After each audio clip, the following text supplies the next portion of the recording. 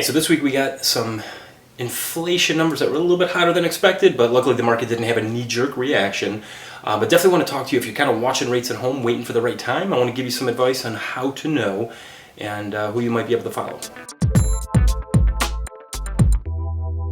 Hey, so welcome to this week's Mortgage Minute. So Mitch, I am Mitch Jenkins, Senior Loan Officer with Your Home Financial. I want to talk to you about the CPI numbers that came out this week. So inflation came in just a tad hotter than expected.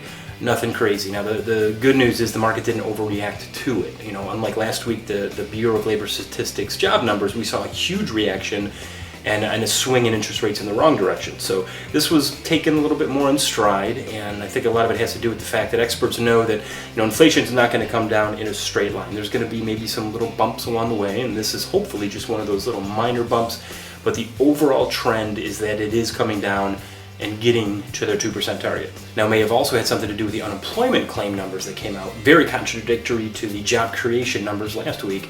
So unemployment spiked as well as continuing claims. So the people filing for unemployment or continuing to file, those have gone up to huge numbers this past week, and that's very concerning because it might just be a spike because of the hurricanes. That's what some experts think, but it could also be the beginning of a trend where we're starting to see things really slow down and the job market turn in a different direction. So we hope that's not the case. Obviously, the Fed's goal is to avoid recession while maximizing employment, and using interest rates is one of the tools that they use in order to do that.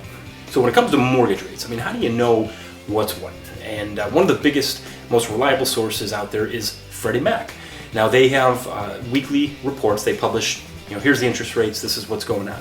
Now, the problem is that information can be dated. Now, in a calm market where you're not seeing big swings week to week, it's going to be very accurate. However, last week is a perfect example of how you might see, I'm not going to call it misinformation, but how you can see differences of opinion, so to speak.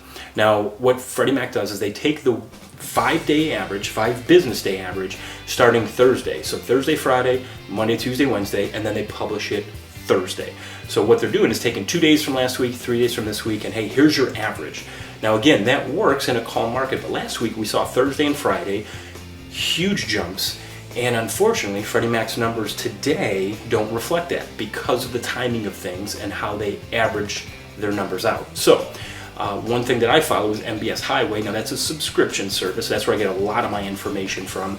Also, Mortgage News Daily. That one's actually free, and that's a little bit more realistic. That's going to give you more up to the minute because they track things daily, and they're giving you rates that are actually being offered today. Now, in all honesty, having a trusted mortgage professional like myself is going to be the absolute best way to really know what's going on.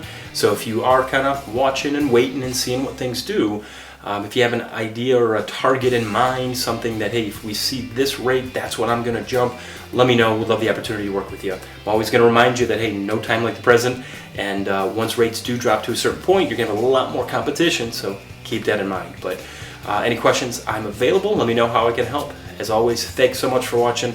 We'll see you next week. Go Guardians.